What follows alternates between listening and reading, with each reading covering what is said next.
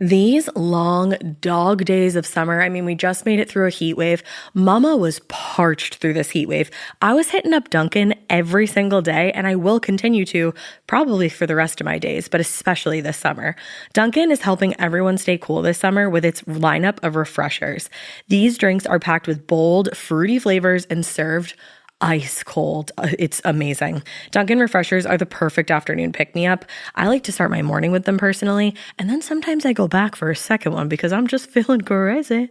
They come in a variety of delicious flavors, including fan favorites mango pineapple and strawberry dragon fruit. And then for a limited time, there's black cherry and there's pink pineapple. I'm going to tell you something right now, and it's a bold claim, let me tell you, but I stand behind it. Pink pineapple will change your life. It is so good. It has me feeling like I'm sitting in a pool, resort side, just living, honey. It's so yummy. Try your favorite flavor with green tea, sparkling water, lemonade, or Dunkin's all-new limeade. I haven't tried the limeade yet, but I'm going to. Usually I get my drinks made with green tea and occasionally lemonade, but I do really like the green tea. Or if you don't want to build your own, try one of Dunkin's curated refreshers like the Cherry Lime Ricky or the Ultimate Pink Daydream. The Cherry Lime Ricky, scrumptious. I could drink like 3 of these a day. They're so freaking yummy. Head to Dunkin' today and find your favorite refresher. Dunkin' refreshers contain less than 1% fruit juice. Limited time offer. You know what's really terrifying? That unfinished college degree lurking in the background, just sitting there waiting for you.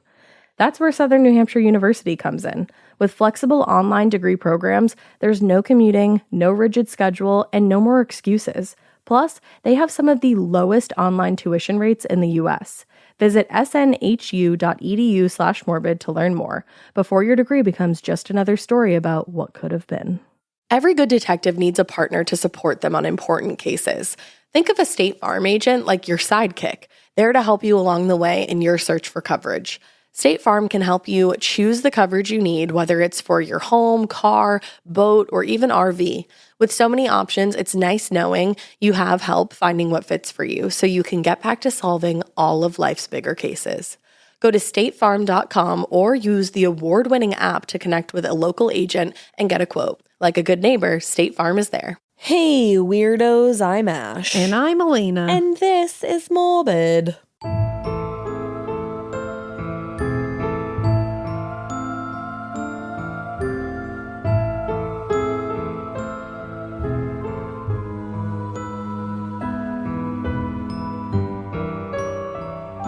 This is Morbid, and today it's going to be like a strange story. Oh, like a... More strange than anything. Okay. Tragic, but strange. I'm down for strange. I'm not super excited for tragic, but here we are on Morbid. Yeah, you know? I mean, after Fred and Rose West, You need a beat. We had listener tales. We had my case, which was pretty rough. Also pretty rough. So it's like, so now strange. I'll take strange. This one's strange. There's definitely tragedy in this one. Yeah, but I mean, again, it's more. It's a fascinating case for sure. And it's not. This isn't going to be a super long one, but it's got some stuff. I love that. Do you have anything else that we should chat about before we get into it? Yeah, let's chat for a second, everybody. I love when we have like a little down low with you guys. Yeah. It just feels wrong sometimes to go right into the case. Like I love to I know it's not for everybody, but it's for me. It's for me. It's for me. And I like it. And what did Trixie and Katya say? We're really going for it. They say, because it's our show and not yours. And pose. I just think it's funny that Trixie and Katya say that. No, it is funny. I like when they say pose. I like that. But yeah, I think we can just kind of chat for a second. Don't worry, we'll get into it. Katya just went back. She just came back on the show with Trixie, and she was like, I discovered again how good I am at singing. And she wrote this screamo song about diarrhea running down your leg. And it's hilarious. And Trixie's face throughout the whole thing is literally just like, what? What? I love them so much. I love them a lot. I love them a lot. With most of my heart. Oh, that's amazing. Yeah. Love that. No, I just hear that echoing in my head. Yeah, we got to go on another ghost hunt. Yeah. Recently. With our besties, our Ghost Girls Brothers Colton Coven. Thank you. Our Ghost Girls Brothers Colton Coven besties, Corinne and Sabrina. From Two Girls, One Ghost. Yep, it was so fun. You got to go listen to them if you're not already, like, what's going on. But yeah, it was a blast. I love investigating haunted shit with Corinne and Sabrina. I love it so fucking much. And Sabrina brought Payne Lindsay, who is a sweetheart as well. And it was so fun to finally meet him in person. Yeah. Because I feel like he's been like part of our morbid journey. Like he's always been supporting right. in the bleachers. Yeah, he's always been supportive. He's like, yeah. And Mikie got to come. And Mikie was there. It was a whole gaggle of ghoulies there. Yeah, we can't say exactly where we went because I think we're gonna like do something. Because don't worry, you'll find out. Like there's more coming. But we got to do a lot of cool shit. I did the Estes method, and that was one of the scariest things I've ever done in my life. Ash is really good at it because she hears things that none of us hear, and also doesn't get as overstimulated by noise, apparently, as I do. It got overstimulating at the end. And then also in one session, because I did it twice, and I like almost gave up because I kept feeling like I was hearing somebody say my name. Yeah. And I like really panicked. Going off the deep end at that point. Yeah. But and if you don't know what the Estes method is. If you're not in the know. If you're not, we didn't know what it was either until Sabrina and Corinne showed us. But you wear like noise canceling headphones. You get blindfolded. Yeah. And they connect the headphones to a spirit box, which scans through like AM radio stations. And you say out loud what you hear. Yep. And so, like, the people around you can ask questions of the spirits in the room, and then and a lot of times, things that are said answer your questions, and it's very spooky. Yeah. Very scary, but it was a lot of fun. It was so much fun. I'm telling you, if you guys can go to a haunted location and hunt some ghosties. Yeah. Do it. Do it, man. Go for it. We're already trying to figure out where we're going to go next. Yeah, it's a lot of fun. And it gets you ready. Like, spooky season is so close. I know. And I know it's not so close, but it's so close. No, it is. In my is. heart, it's close. I can't wait. And it just makes me feel that way. Like, when I do something like that, I'm like, oh, it's upon. I know. Don't you feel like my socks are kind of Halloween-y today? They are a little bit. Or tie-dye Halloween-y because they're like tie-dye orange and block. Orange and block. Orange and block. But yeah, so that was fun. And, pre-order the Butcher Game. Obviously. Coming out September 17th. There's no tiny URL, so I can't say it. There isn't. You can go to thebutchergame.com, though, and it's all there. So it is. That's exciting. And that would be really sick of you to do. And many of you have done it. And I appreciate every single one of you. You make me smile. And if you haven't, I'll appreciate you when you do. Exactly. And you know what? I still appreciate you. But I will appreciate you even more. Buy it. It's really good. I liked it. I mean, I'm like totally biased, but like I really liked it. You like genuinely loved it even. So go do that. And a lot of you have been buying The Butcher Game for the first time and reading it, which has been really fun to see. The Butcher and the Wren. The Butcher and the Wren. Look at you getting your novels confused. You were like, no, the other novel you read. A lot of you have been buying the Butcher and the Wren first, and you're buying it now and seeing it now and reading it now and telling me about it, and it's been a lot of fun to see. A lot of fun. So thank you for doing that. And thanks for the support. I appreciate you. You fucking rock. Oh my God. Don't ever change. The appreciation in this room. Yeah, it's everywhere. I'm adjusting my mic, so sorry if you hear like thumping noises. It is what it is. Thumping. The sun is in my The sun is in my fucking eyeballs. You always end up in the sun. In this room. No matter where we put your ass, you just end up in a ray of sunshine. It's because I'm just so lively and colorful. I am never in the sun, and I love it. I know. But why don't we get to the nitty gritty? So today we're going to be covering the story of the lost children of the Alleghenies. I don't know this. I've heard I've heard like bits and pieces of this so much. Really? And finally I was like, this isn't a long tale. Yeah. And like, we have as many details as we have because it's from 1856, but oh shit. It's a fascinating and really sad, tragic tale. Okay.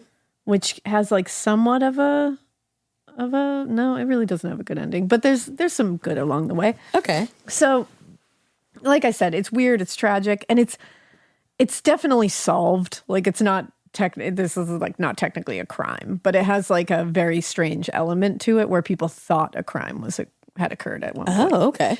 Now, it takes us way back to April 24th, 1856, which is my favorite times. I know, it's so funny because you were telling me just that you were doing this and like a couple key details.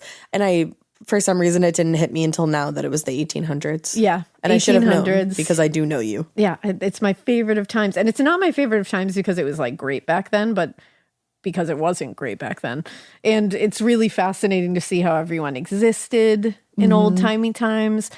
It's even fascinating to see how they were able to solve crimes with little to no knowledge of forensics or science as a whole. Back then, they were working with nothing. Just good old detective work. Now, today is not one of those times where we're going to solve something with some like fancy forensic thing or anything like that. Darn.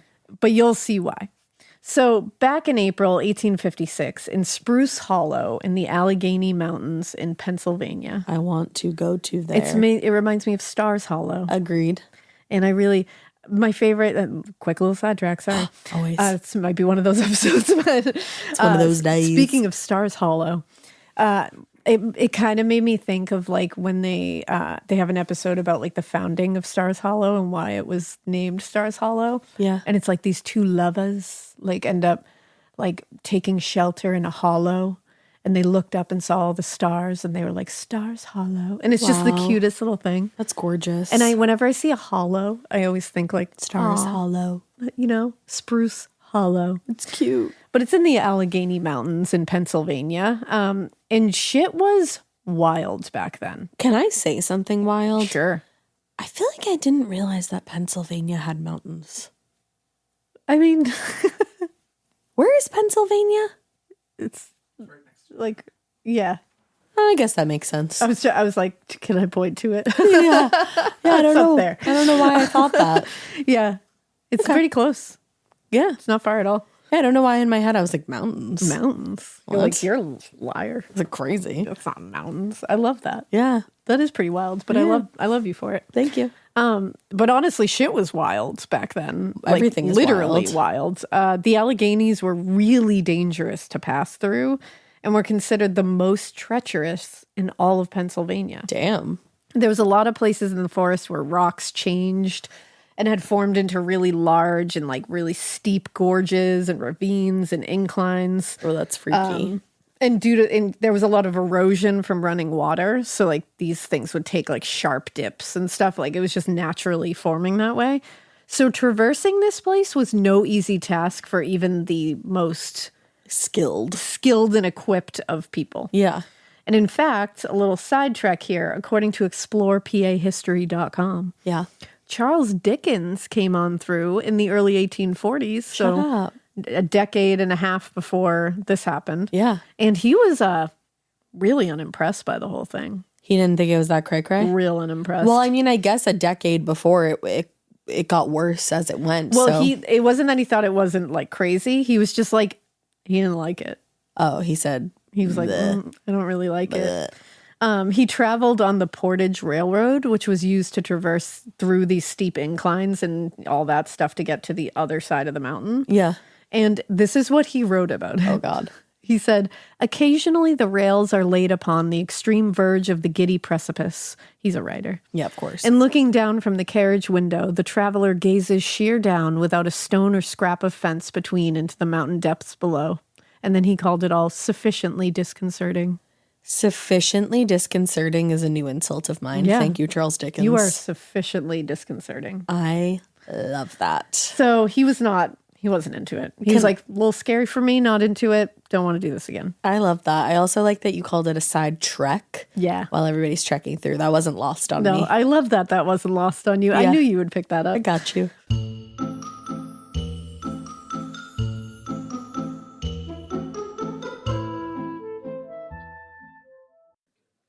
This part of the show is brought to you by Anua, the Korean skincare brand known for scientific, gentle, yet effective formulations.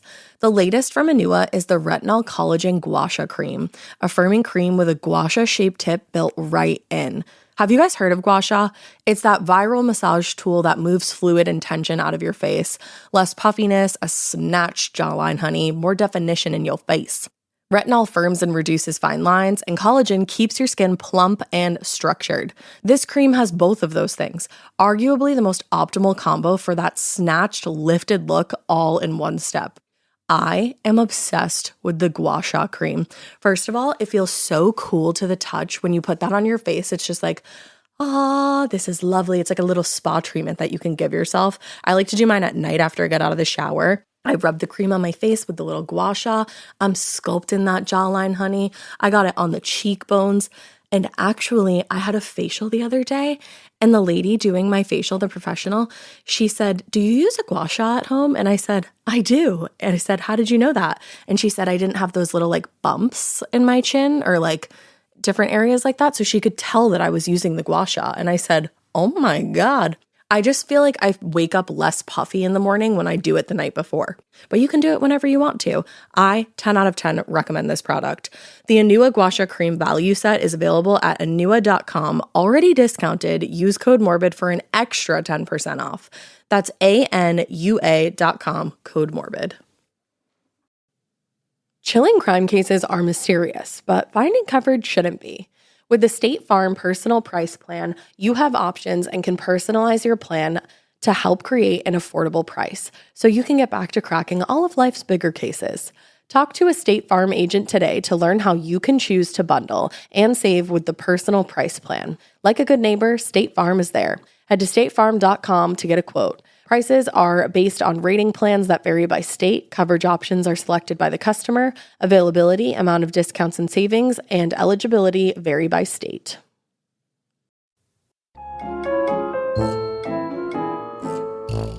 But in 1856, in these very mountains, there lived a family. A family? A small family. They inhabited a small cabin surrounded by forest, and their names were Susanna and Samuel Cox. They had, from what I could gather, 3 children. Okay.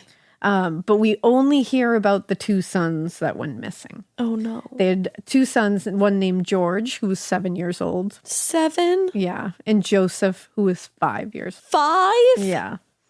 I told you it's going to be tragic. Oh. So they, cute little family living in this little, like, surrounded by mountains and forest and living that kind of life together. Out here. Dad was out there hunting dinner. Mom was in there cooking dinner. Yeah. It was one of those situations. Right. Now, one day in April, Samuel, Joseph, and George, so the father and the 2 sons, were all eating together. From what I gathered, I couldn't determine whether they were eating outside or they were eating inside, but it feels like they were eating a meal outside together because context clues, and also it was the 1800s, and I feel like eating outside was probably better because fresh air. Less pollution. Was probably preferable back then. Picnic vibes. Yeah, there was no Airwick plugins to cleanse rooms back then, so I'm sure it was like, let's just eat out there. Yeah. And it's mountain air. It's probably scenic as fuck. Yeah, like that's where you want to sit and eat. Now, during their meal at some point, their dog started getting riled up. Like something was in the woods, started barking and snarling, and ran into the woods. That's scary. And you could still hear the dog snarling, barking as he ran. So Samuel was like, well, shit, there must be something good out there. Yeah. And he was like, I should follow. Like, maybe I can get fucking dinner for the rest of the week for us. Let's go. Yeah. So he grabbed his rifle and he said, kids, I'm running into the woods after the pup. And he ran into the woods. Hopefully I come back with dinner. And Mom was in the house. So he was like, I'll be right back. I don't know what he found when he found the dog, but after he found whatever was there, like whatever the dog had gone after, he came back home. Okay. And when he came back home, George and Joseph were not out there. Oh. Not where he had left them. Okay. So sources say he was gone for less than 2 hours. That's still a long time. Yeah, it definitely is. But Mom was inside, like Mom you said. was inside. So Susanna came outside and Samuel asked where the boys are. Where's George and Joseph? And Susanna immediately said, I didn't see them leave. And then she was like, wait, I thought they went with you. Like, what do you mean? No. She was like, I looked out and saw none of you. I thought you all went together. So they must have followed him like pretty soon after he left. So that's the thing. It's like, each parent thought they were with the other parent. This wasn't like neglect, like 1800s neglect. Yeah, it was like one of them thought like was just like, oh, they're with their dad. And then the dad was like, oh, they're with the mom. And he went inside and said like, I'm going too. Yeah. So it's like, It sounds like she went right out there and then was like, like they must have gone with their dad. I'll just finish what I'm doing in here.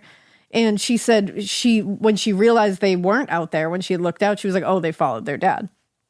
Samuel said, no, they absolutely did not follow me. And then they both started panicking. Oh, no. Now, they went searching themselves immediately. They were screaming for George and Joseph, hoping they would hear them and come running, but nothing. They saw no sign of them. They didn't even see footprints from them. They could not figure out where they had gone. What? No sign the boys were anywhere. So they ran around for a long time together, searching thoroughly.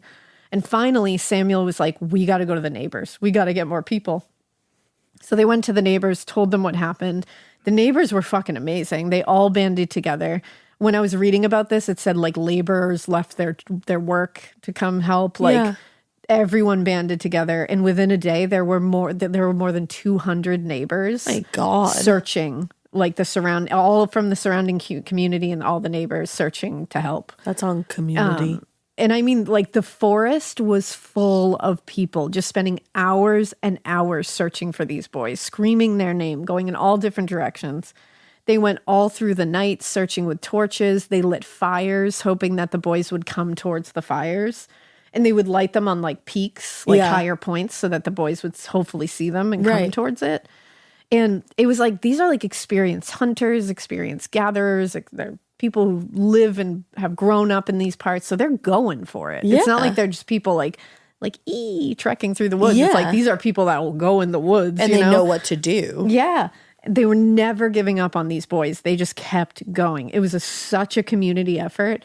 And it snowed during all of this too. Oh, God. It was really cold at night, which did not help the search. And it also didn't help the chances of finding them alive. No. Now, this search went for days and days, evenings, back to back, and people didn't stop and they didn't give up. And there seemed to be a perimeter that they could follow near Samuel and Susanna's home because there was a stream that was flooded, like way over flooded, I think from most of the snow melting and stuff. Yeah. And it made it very treacherous, this stream. And they all decided there was no way the boys could have been able to cross this river. And their family was like, they wouldn't have tried to cross it. Yeah. Like, they know that that's dangerous.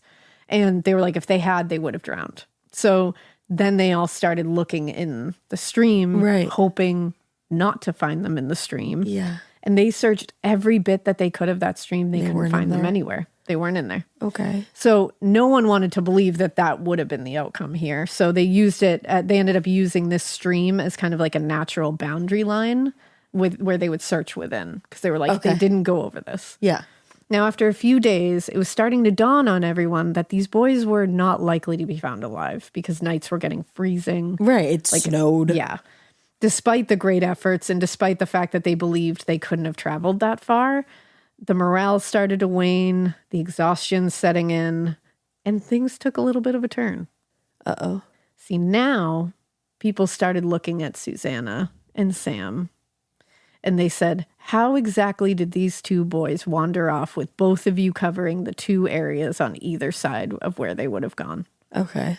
Which is a natural thing for people to do when you can't find any conclusion. You don't want this to be something that happens where everybody turns on the parents. But like, it's a fair enough question to ask. Like, I don't want everyone to like come out with their pitchforks, but to question, like, they're wondering, it's a little weird. Like, can you tell me the story again? Yeah, kind of thing. Fair enough. And after all, they said, Samuel was in the forest. Like, wouldn't he have heard or seen them follow at some point? Susanna was at home. She didn't see them leave or notice their absence for such a long time. And with both of them on either side of where these children likely wandered to, like literally covering the two ends of where they would have gone, how could they just disappear in the middle somewhere and never be found? So suddenly fingers were pointing at them, and neighbors who were so eager to help them before and offer support were now accusing them of hurting their children and covering it up with a sob story. And we're also accusing them of trying to get money out of their neighbors for this, which I was like, fuck. Oh, man. Now, they turned on them. They surrounded the cabin. They searched it high and low. They were turning everything inside out, searching for any evidence of the boys' deaths. Wow. They searched the surrounding property. They were digging up the gardens, looking for buried bodies. So now they're just like ruining their fucking homestead. One neighbor went as far as to pull up the floorboards in their home to look for children's bodies underneath. They found nothing. Pulled up the floorboards? Nothing. There was not a shred of evidence to suggest that these people did anything to hurt And now their they've children. lost their 2 children and their fucking home is like destroyed. Yeah.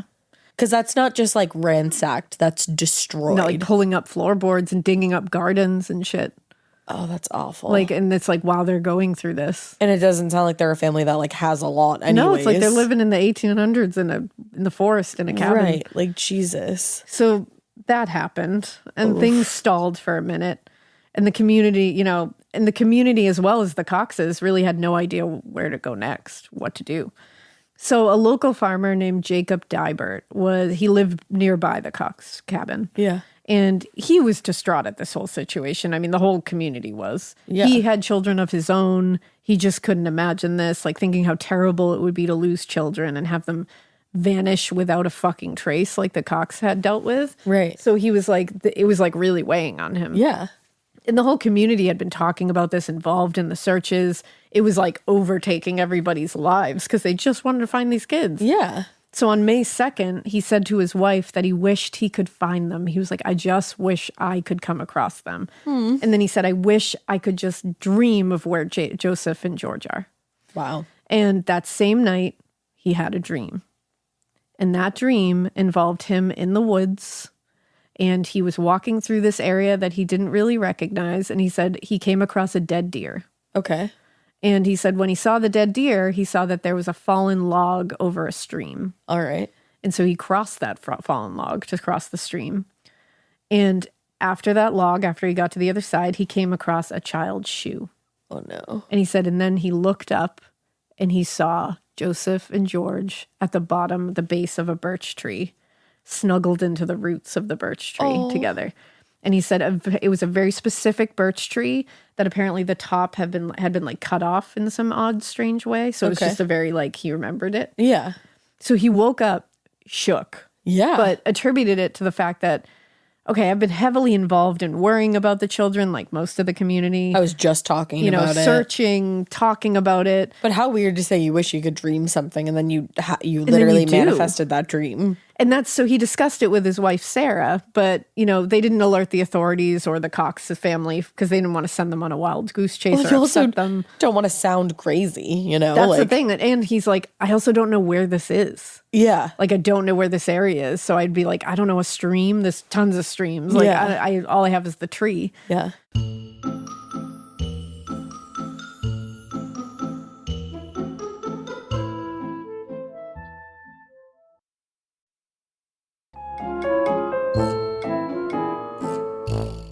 So his wife agreed that it was, likely from all the stress of the searching, talking about it, saying he wanted to find them to her. She was like, you know what? It sounds like you just kind of manifested that idea because you really want to. Yeah. But that next night, same dream. No. Same exact dream.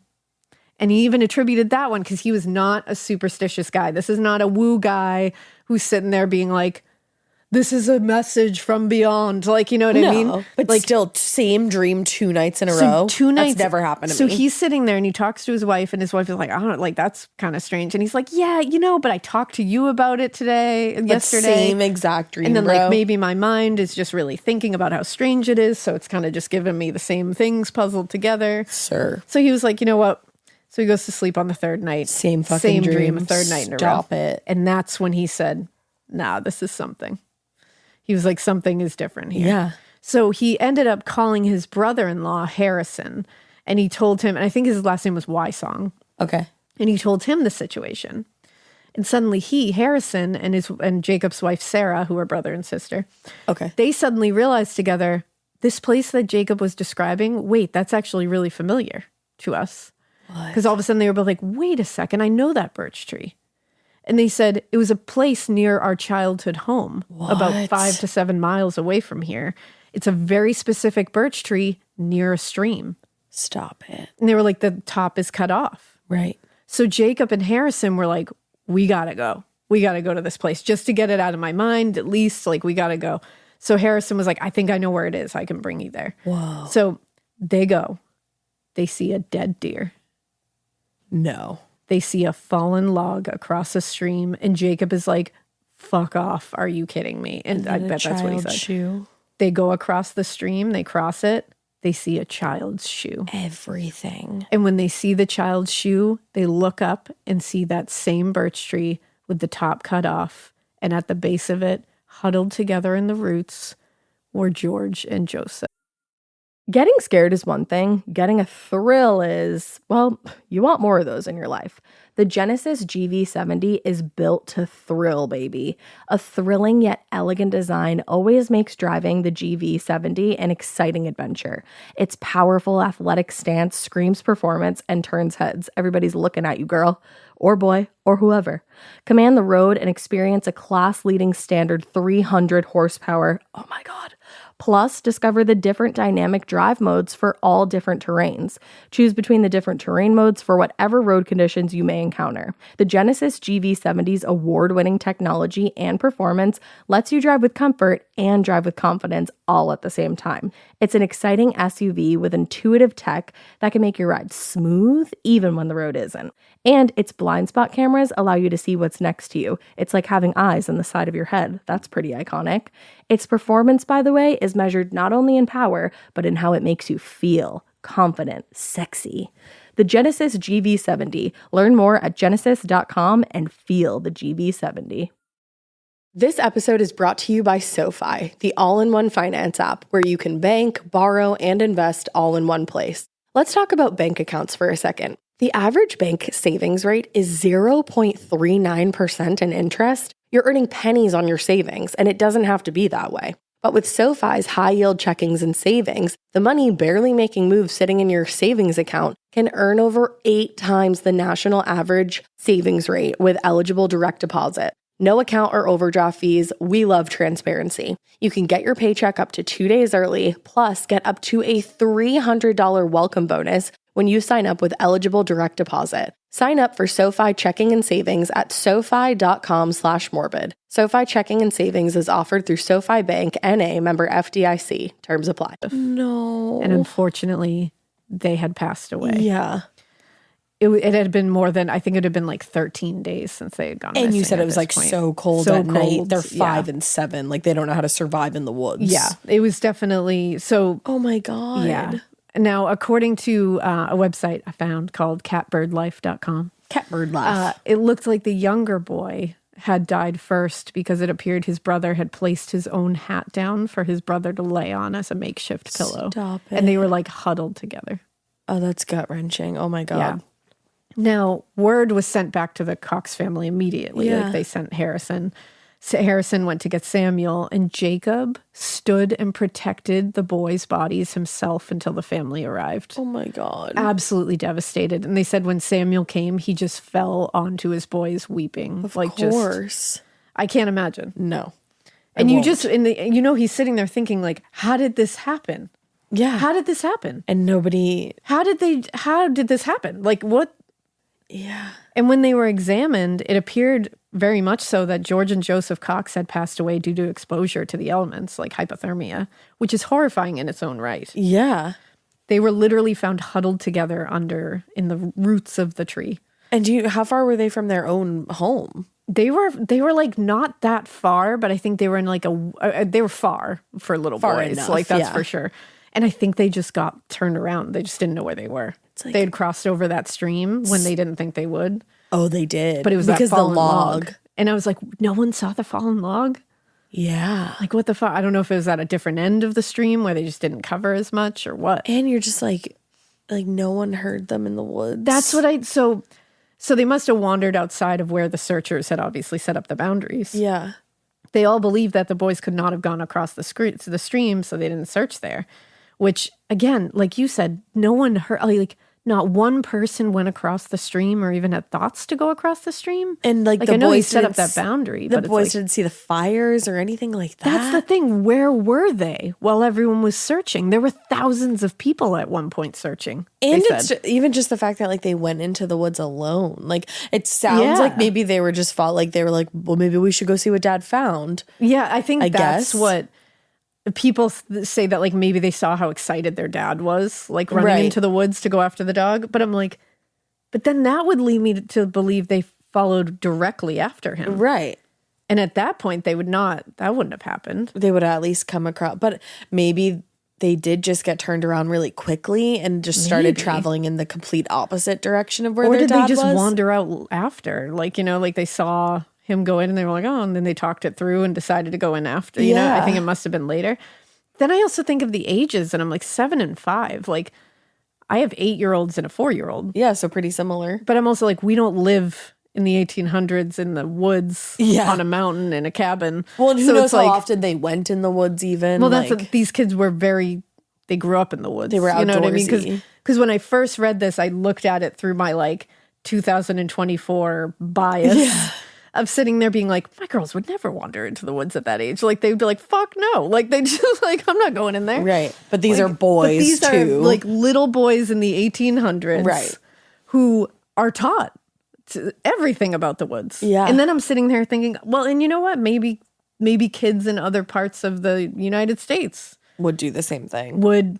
Who are raised in the woods and hunting and gathering and fishing and doing all that stuff. Like maybe they would wander into the woods. I just can't base it on my own. I initially went to base it on mine. And I was like, that's silly to base it on your own things. But I see why you would. Because I was just trying to figure out like, why did they wander? And then I'm like, it makes sense. It makes sense that they would. And I think they just got turned around. That's what it does sound like. They saw something cool. They both ran after it to go look. Yeah. And then they realized, I don't know where we are. Like we went off the path. It was just a simple kind of thing. So it's still strange that no one, I'm like, did they hear people calling to them? Yeah. Because people went out immediately. Right. Their own parents did, all the neighbors, the whole community, screaming their names. Nobody heard them. They didn't hear anybody. Like where, but again, that's the weird part. But I mean, I guess, are the woods dense? That's exactly what I was saying. I was like, okay, maybe they are dense. So it's like, maybe it's one of those things where we don't realize how the sound gets like muffled in that place. Like you think they're going to hear it, but it's like, if it's a canopy of trees, it's going to keep that sound. It's Forests? Like Okigahara forest. Yes. It's like, it stifles all the sound. Forests are fucking scary, dude. They are. They're fucking terrifying. They are. And also you're like, and then like the fires being lit and stuff. I'm like, then I wonder, I'm like, did they try to get to those fires and they couldn't get to them? Maybe. Like it just breaks your heart. But then the fact that they weren't very far from. Yeah. I don't know. I don't know exactly how far they were, but I don't think they were as far as they thought they were. But obviously the initial thought is, how the fuck did this guy know where these boys are? Oh, do people? Yeah, because they're not like they're not like you manifested a dream, bro. Yeah, that's like, crazy. I will say at first everybody was kind of like, what? Like I don't know. Which I feel like I might have the same reaction. Yeah, like though. you're at least going to be like, wait a second. And once it became clear though that they had died of exposure, that it was kind of one of those things where it's like, you can't argue that he did something. I mean, they died of exposure. Right. It's not like there's any foul play here. Right. He wouldn't this random farmer who's a father himself wasn't going to lead these boys into the middle of the woods. No, and just to be like, bye. Them. Like, that doesn't seem like normal. No. And so now it's kind of hard to argue anything but a prophetic dream. That it's just, he saw it. He wanted to see it and he saw it. 3 nights in a row. 3 nights in a row. And to see the dead deer, the fallen log, the child's shoe, and then the birch tree. Every time. And that is the exact state. And there's a plaque up. I mean, this is like real. This isn't like folklore. It's like this happened. And in fact, the reward money was given to Jacob and Harrison, the brother-in-law and the farmer, because they found the boys. I mean, yeah. And they immediately gave it back to Samuel and Susanna. Are you kidding me? They said they wanted to help pay for the gravestone for the boys. Oh. So they didn't take a cent of it. So they're like good-ass people. They're like good-ass people. Like, that's the thing. Like, he literally... Because I'm sure, like you were saying, like, this is like a pretty, like, normal community. Like, they could have used that money. That's the thing. That, like, they are good dudes who just wanted this family to be able to pay to bury their children. Which the boys were buried in a casket together. Oh. So they have one gravestone. Fucking ruined me, dude. Now... in 1906, the community came together again. Oh, and wow. They raised enough money for a few years later to have a completely, like, erect a monument for the boys' honor. Wow. And it's placed right now in the exact site where Joseph and George were found. Oh, wow. Like the exact spot where the tree was, where they were found. That's so haunting. I know. But, like, It's super really haunting, awesome that but- they did that. Yeah, and they all raised money to do it. Wow. Like the community came together. Oh, that poor family. And on the monument is the story of the boys' tragic disappearance and deaths. And there's also a photo of Jacob Dibert. Oh, wow. Like that's like a little sassy photo of him in his Sunday best, you know. But imagine you're just like hiking and you see that and read that story. And you're like, this is where they found 2 little babies. Yeah. Like that, the heaviness of that site. If any of you have been there, like tell me about it, because I'm like, oh, now I'm interested. I can't imagine how heavy that would be. No. And people can travel there today. It's a place to see. And there's always like toys and flowers and such that people leave for the boys.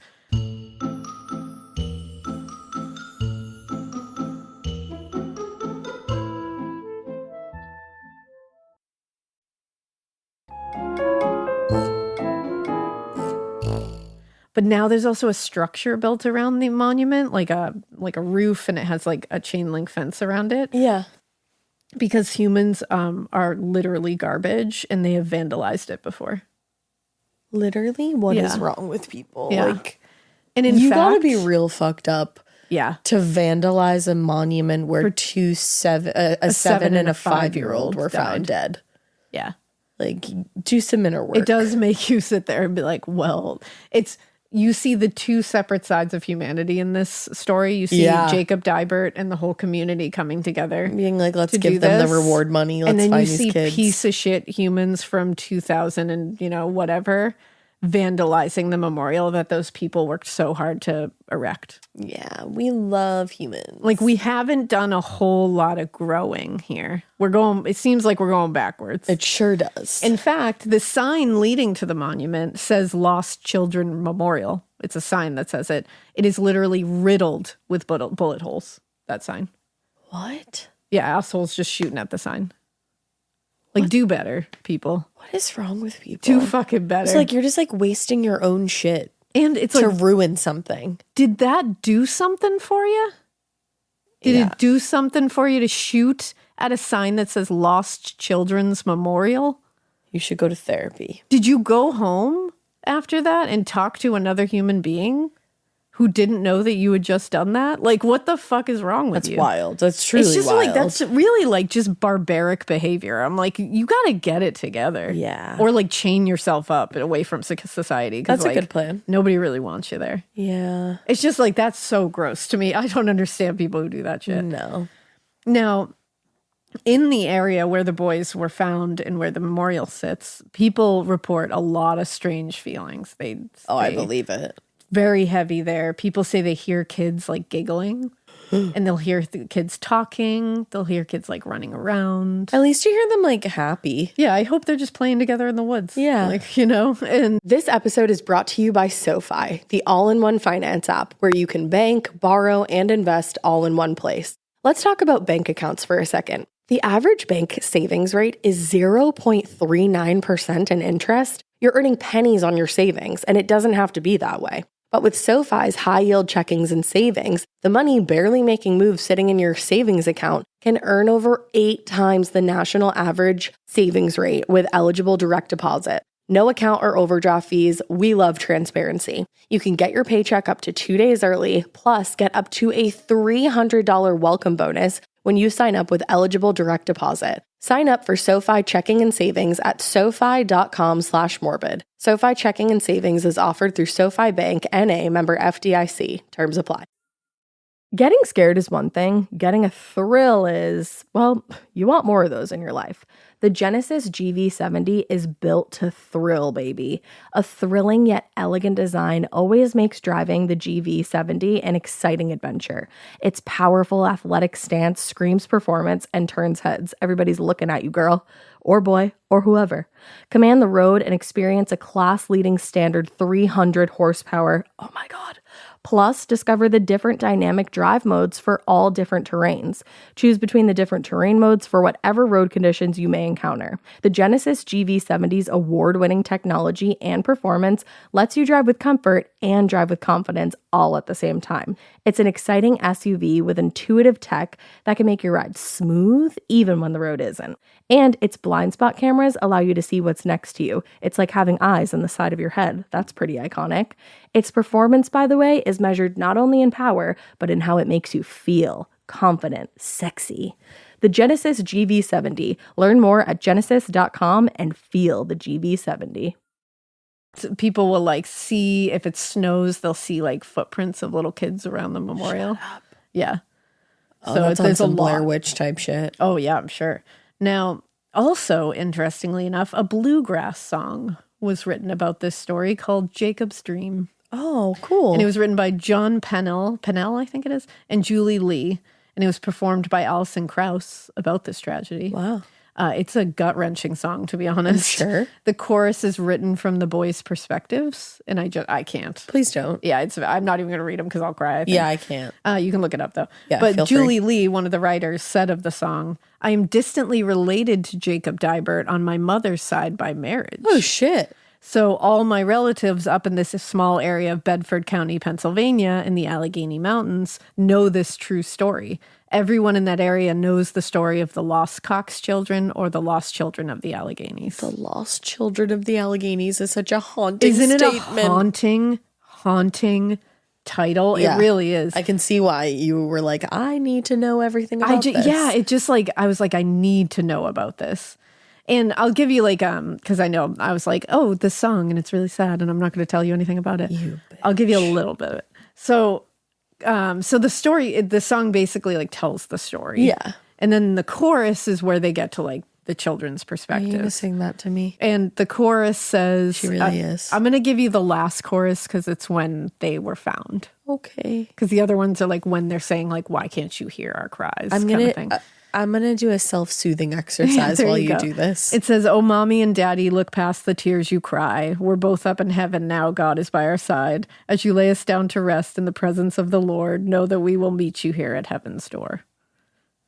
Oh my God. Isn't that just like gut-wrenching? My body just went, whom. That's just like, oh God. It's because they're babies. Those are babies. I have chills everywhere. Scared little babies. It's just like, oh. But the song is like a really, it's just like a retelling of what happened kind of thing. It's not like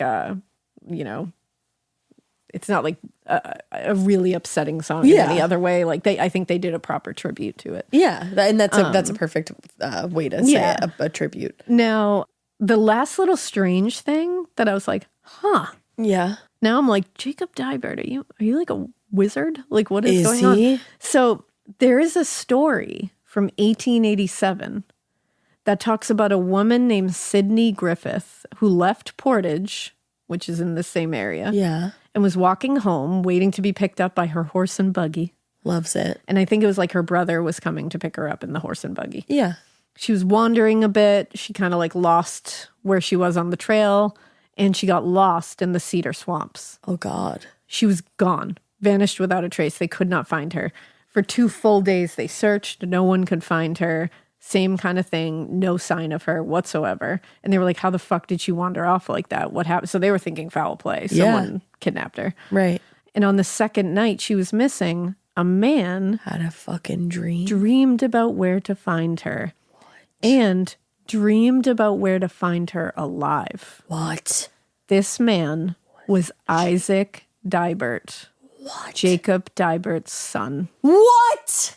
Yes. I was like, Jacob Isaac. You're like, what the? What the fuck? He led a rescue team to the area, and she was found alive and rescued. Can you imagine? Like, obviously, he grew up his whole life hearing his story, his father's story. And then to have the exact same motherfucking powers? Yep. Do you believe in magic? What the fuck? Yeah. Oh my God. Yep. Dude, that's nuts. I've read that last part and I was like, shut the front door. That's on some familial warlock shit. That's the thing. That's really cool. And people burned witches. Look what witches and warlocks are capable of, you stupid fucks. Look at them doing it. I mean, they burned people that weren't even witches. Yeah, exactly. But like, it's like people like this who like him saying, I found them because I dreamed 3 nights in a row of where they were, was pretty ballsy to the wallsy of him, to be quite honest. Then. I mean, he had no other thing to say. He was like, I don't know how else I would have stumbled upon them. It is. I'm going to be on. And look at that guy, just being honest. He's like, I dreamed about it. Yeah. And here they are. Like, and he was also, like, Jacob was, like, devastated to find them. Like, he was like, I didn't. And then, like, for a little while, he was like, when I said I wanted to find them, like, I wanted to find them alive for their parents. Like, he felt like he, like, didn't he didn't want to manifest them being dead and finding them somewhere, you know, like, so he was, like, devastated to find them. And everybody that was there said he protected those boys' bodies until the parents came. Like, that's incredible. Like, stood over them, guarding them. That's a straight up hero. Yeah. And it's like, that's fucking crazy, though. And imagine that's your dad. That's your dad. Imagine your dad did that. And then you do that. And then you do that.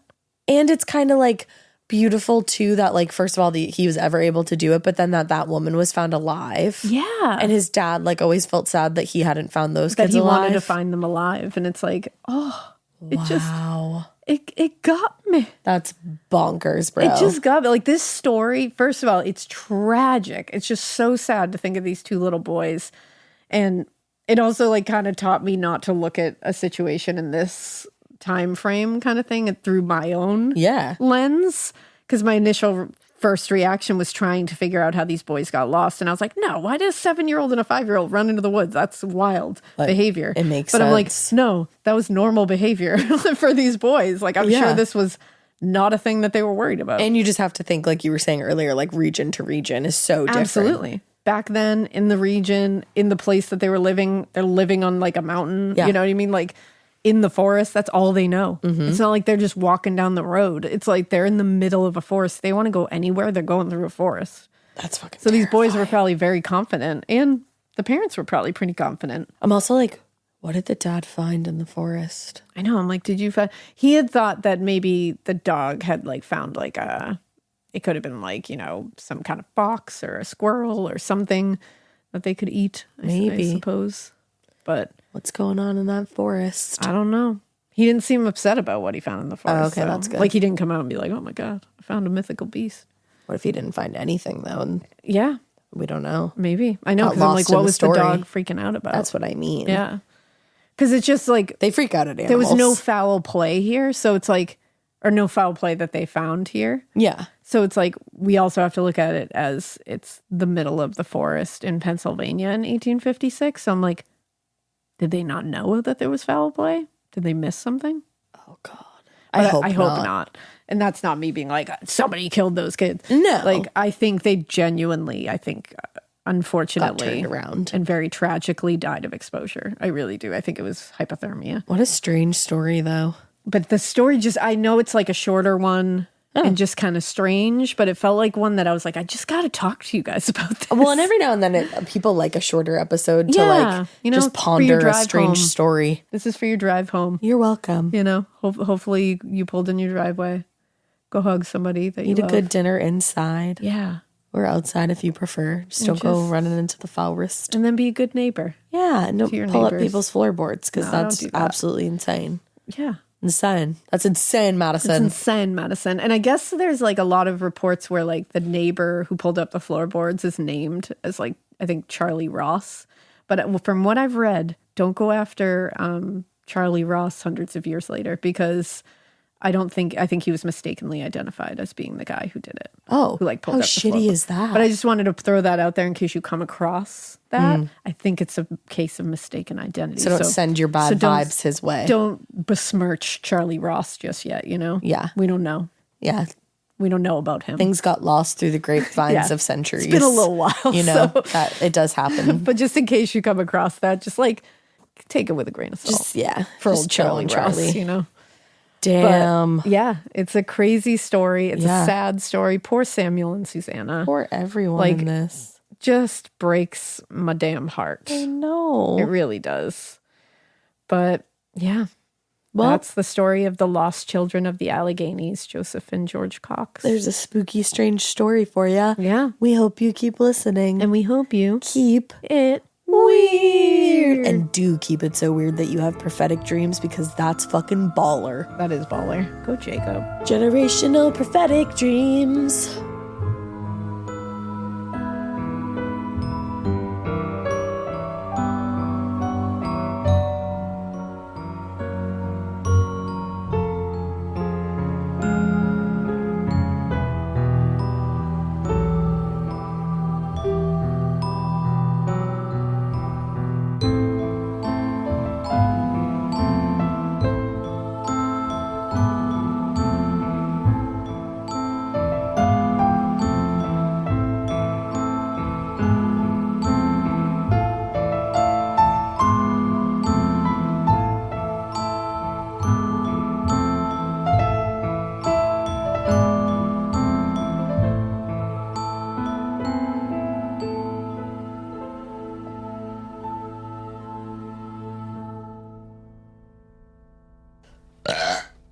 Excuse me. Whoa. I'm gonna put that at the end to scare everyone.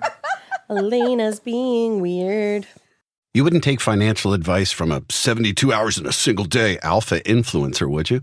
Same goes if you're in a car accident or any accident. Who you choose matters. That's why Morgan & Morgan exists. They're the largest injury law firm in America, and they've built a reputation by actually winning cases, not just talking about it. Over 1,000 lawyers across all 50 states and $30 billion recovered. Injured? Go to forthepeople.com/podcast. That's forthepeople.com/podcast. In the U.S., there's a break-in every 26 seconds. But when intruders step near, Simply Safe Home Security steps up. Stop. This is Simply Safe. Police are on the way. Using AI alerts, U.S.-based live agents help deter break-ins. Simply Safe, no long-term contracts. Save 50% on your new system with professional monitoring at simplysafe.com/SXM or with promo code SXM. Outdoor deterrence requires a Simply Safe Active Guard outdoor protection plan starting at $49.99 a month. Visit simplysafe.com/licenses for alarm license information. Tennessee 2012.